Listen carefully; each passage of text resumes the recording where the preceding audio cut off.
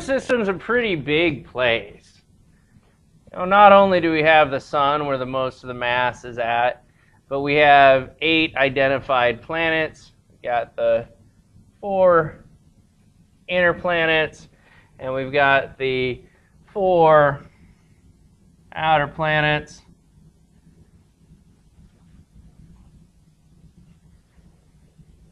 Well, there's a lot of other stuff that's going on. What about all this other stuff in the system? We know that there's rocks orbiting the sun in their own orbits. Most of these are categorized in astronomy as existing in the asteroid belt between Jupiter and Mars. So most of these objects are going to be out here in the asteroid belt.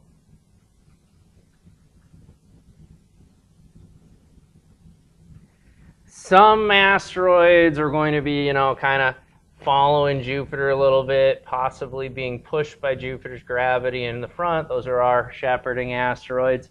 There's lots and lots of dust and stuff within the entire solar system, and there's even lots of bodies out just right outside of the solar system, past the orbit of Neptune, in the Kuiper belt and Oort cloud. Now, so there's a lot more going on than just the sun and planets. Now, thinking of the term asteroids, all an asteroid is a big clump of rock. So an asteroid is a big, huge clump of rock that's hanging out in space. And they can be all different sizes, all different shapes, and they're really only going to be classified as an asteroid if we're talking about objects that are inside the orbit of Jupiter. So here's Jupiter, the great red spot, and so anything past Jupiter going out in our solar system is going to be classified as something else. So an asteroid is a general term. It's not a very specific term. It's not a recognized term, but it's really easy for us to just use and say it's an asteroid, it's a big rock in space. Asteroids is such a general term that if I were to have the group asteroids, within that group would be all of our meteors. All of our meteors would be in the asteroid group. And some of our dwarf planets. So we'd have some dwarf planets that would be considered asteroids. So we've got dwarf planets that are considered asteroids. And anything else that's around the orbit of Jupiter that might have been classified as other things. So we have some other stuff like various gas, dust, just stuff floating in space. Space is mainly empty, but when we do find matter in space, that matter tends to clump together and make objects. Now, meteoroids are not a technical term, but they are still in use for the term meteoroids. Now think about our asteroids. Our asteroids are these big lumps of rock, sometimes kilometers and miles across, sometimes only a couple hundred feet across. But what happens if a small piece of some asteroid breaks off, and now we have this tiny dot, pebble in the sky, something maybe a meter across, maybe something the size of a human being, and this is what we would call a meteoroid, this itty-bitty tiny bit of rock. Meteoroids are kind of like the junk left over from planetesimals in the early solar system. They're from collisions. They're just pieces that fly all over the place. And a lot of the times these meteoroids are going to travel in clusters from when a asteroid got blown apart. And this is how we get our meteor showers, is these small, tiny objects in the sky that we really can't classify and name, but they still smash into the Earth's atmosphere and we can see them. And that's how we mainly interact with meteoroids, because they're little bits and pieces of flotsam floating around in our solar system. Here's a nice, decent picture of a meteoroid hitting our atmosphere. So as it's a meteoroid as it hits the atmosphere. And then as it hits the atmosphere, it stops being a meteoroid. And it starts to be a meteor. And that's why we have meteor showers. They're seasonal, and what the Earth is doing is the Earth, not usually that you see an Earth with a red outline, but we're going to stick with it. The Earth is moving through these clumps of meteoroid debris that is hanging out in space. So that's where we get meteoroids. Meteoroids are these small objects that interact with our atmosphere. We see them as meteors, and then we see meteor showers as they smash into our atmosphere. Now, we don't want to confuse meteors with their cousins, comets. Whenever we see a meteor, so those are not comets. Whenever we see a meteor, they are moving through our atmosphere very, very fast, and they go pew, and then they burn up. They either burn up, sometimes if you get a larger meteoroid, it'll strike the ground, and then it becomes a meteorite, all these words tied together and everything. But don't confuse a meteor or a meteoroid with a comet, because the meteor is going to travel through our atmosphere very quickly.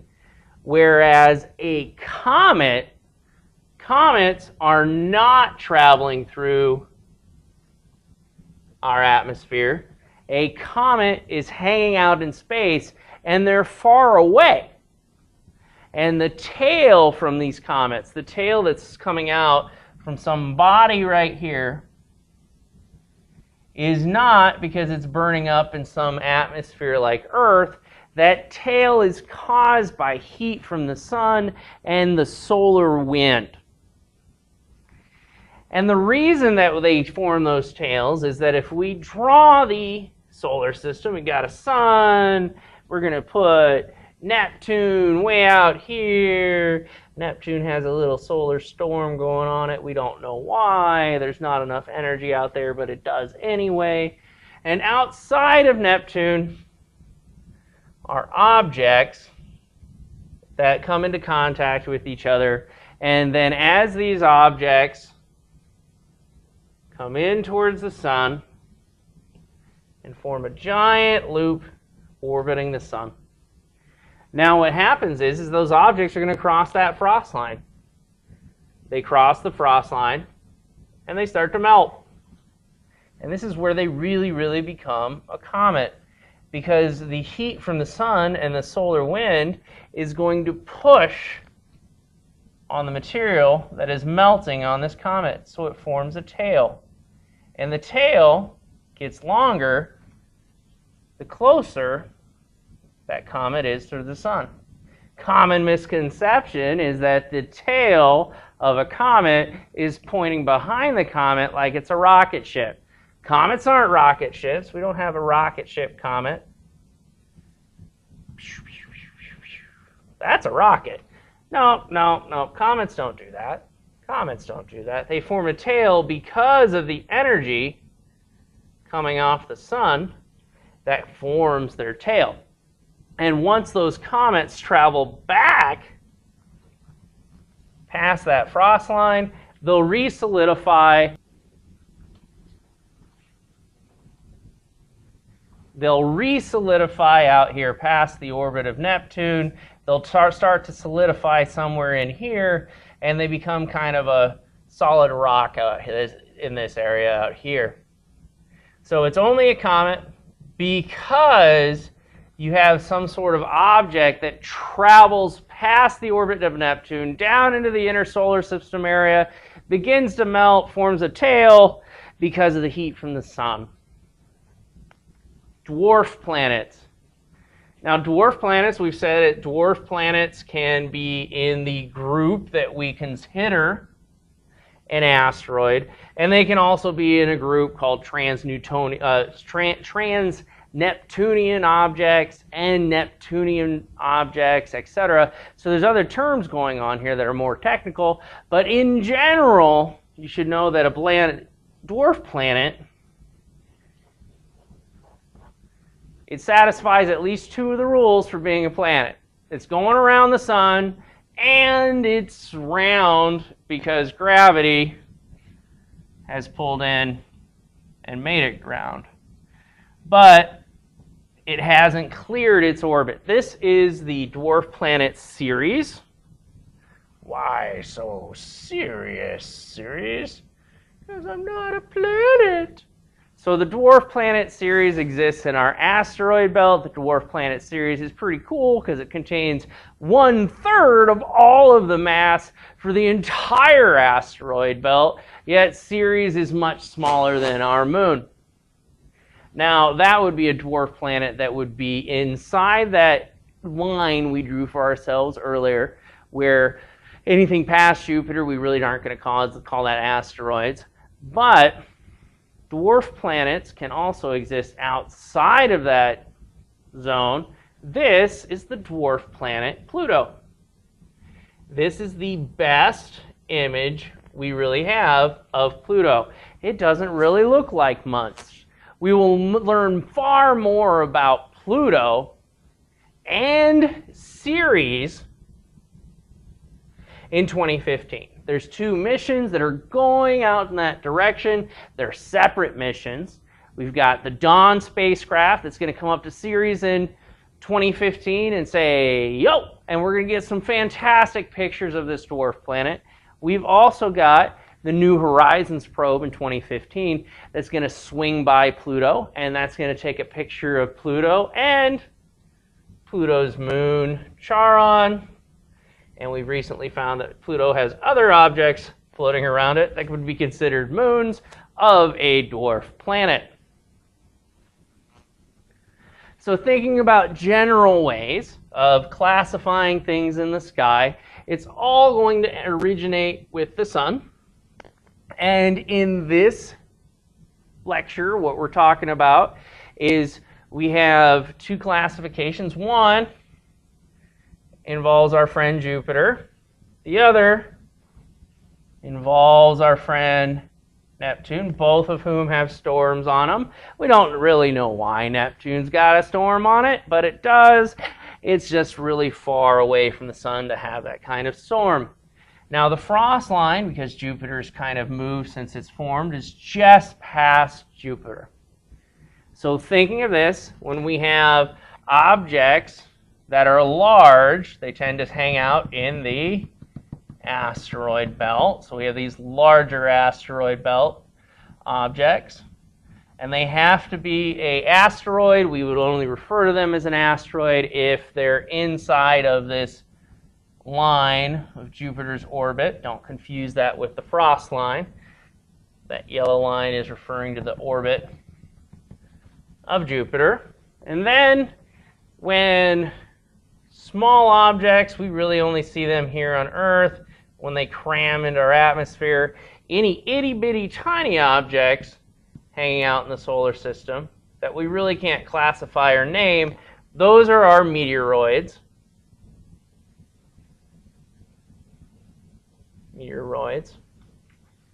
And dwarf planets can exist just about anywhere. We've got Ceres in the asteroid belt containing 1/3 of the mass of all of the asteroid belt. And then way out here past Neptune, we have Pluto. Pluto's out here like, oh, why am I not a planet anymore? It's because we found all of your sisters and brothers that are hanging out past Neptune too. And we call those guys our dwarf planets.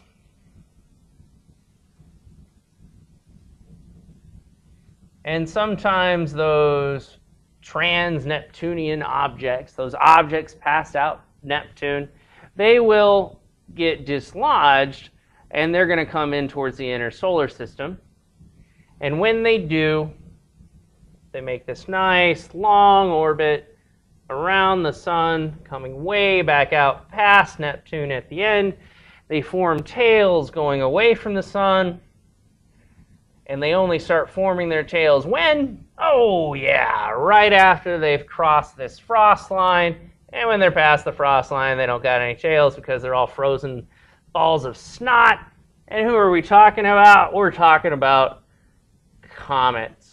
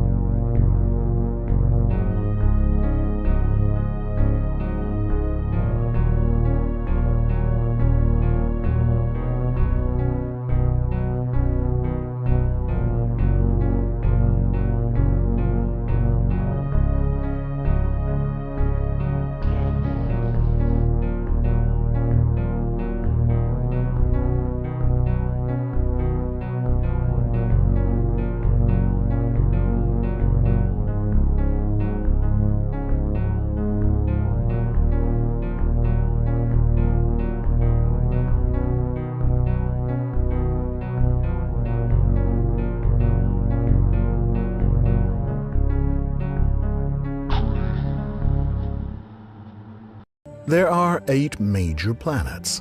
Mercury, which is closest to the Sun and very barren. Venus, with her thick atmosphere and furious volcanoes. Earth, the only known planet to host life. And Mars, the red planet, a neighbor that has had a lot of human-made visitors. Farther out is Jupiter, a giant made of gas, with over 60 moons. Saturn with its mighty ring system, and finally, Uranus and Neptune, the ice giants. Beyond them lie huge asteroid fields and some dwarf planets, like Pluto and Eris. All these heavenly bodies revolve around the Sun. It's the center of our solar system, and also its superpower.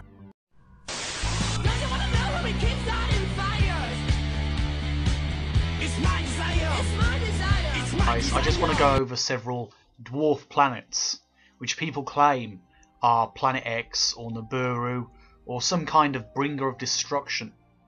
Let's try and defeat this bullshit fear. The dwarf planet Makemake, officially known as 136472 Makemake, was discovered on 31st of March 2005 and was announced as a dwarf planet on the 11th of June 2008. It's a trans-Neptunian object because it orbits the Sun after Neptune. It's called Makemake after the god of the ancient civilization that lived on Easter Island. It was nicknamed the Easter Bunny as it was discovered around Easter time. The International Astronomical Union said it wasn't a good name, so it was given the name Makemake. It's a rocky, icy planet, very far out, very cold, which poses no threat of any kind to the Earth or the inner solar system. It's so far out, it takes 308 years to complete a single orbit of the Sun. Its orbit is fairly elliptical, which varies between 45.791 astronomical units and 53.74 astronomical units. Some fearmongers, as soon as a planet is discovered, or a dwarf planet, they try and say that that is proof for their paranoid, fearful theories. Obviously, they're mistaken. Ceres is the smallest dwarf planet in the solar system, and it's the only dwarf planet in the main asteroid belt. It was discovered on January the 1st, 1801. It's named after an ancient Roman goddess, the goddess Ceres. Was responsible for growing of plants, the harvest, and motherly love. In 2006, the International Astronomical Union decided to upgrade Ceres from an asteroid to a dwarf planet. With a diameter of about 950 kilometers, Ceres is by far the largest and most massive object in the asteroid belt. Without any cause or consequence, there is no reason to assume or believe that Ceres poses any threat to the Earth. I have read what some conspiracy theorists have said on this object.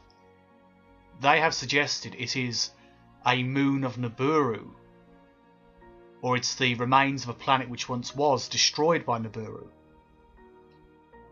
No evidence or proof has ever been brought forward. Ceres is not a Nibiru-like object or a danger to the Earth. The dwarf planet Ceres is a trans-Neptunian object, bigger than Pluto. It's the largest dwarf planet known. At 2,400 kilometers in diameter, Ceres orbits the Sun once every 557 years, and it has an elliptical, egg-shaped orbit, tilted at an angle of 44 degrees. It has a moon called Dysnomia. It was discovered on the 5th of January 2005. It was originally called Xena, after the main character of the television series Xena Warrior Princess. It was officially named Ceres on September 13th, 2006. The name itself, Ceres, is the Greek goddess of strife, discord, and rivalry.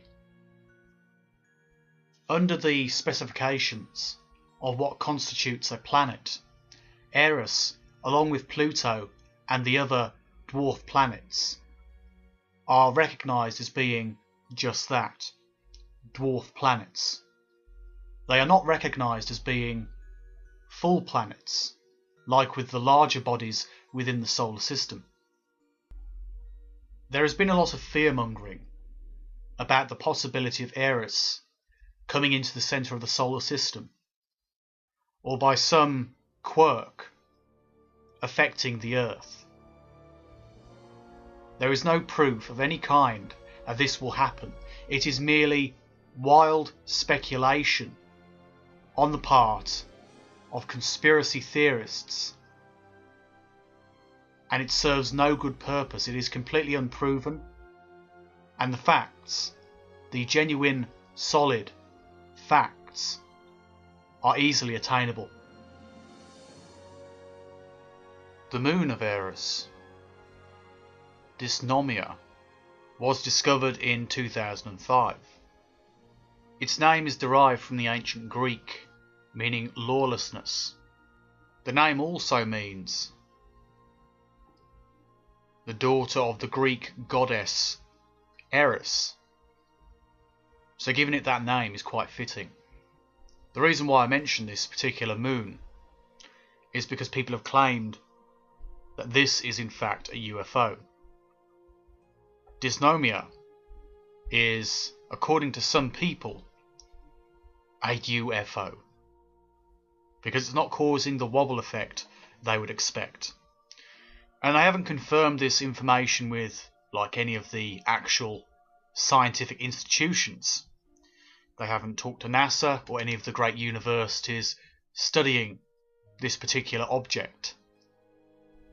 They just simply said it must be a UFO, when clearly there is no evidence of that whatsoever. Perhaps the strangest dwarf planet out there is Haumea. It only has 1/3 of the mass of Pluto, but is shaped so strangely it makes it unique, as far as we know, within the solar system. Its unusual shape is believed to be the result of a large impact in its distant past. It has two very small moons, Hyeka and Namaka.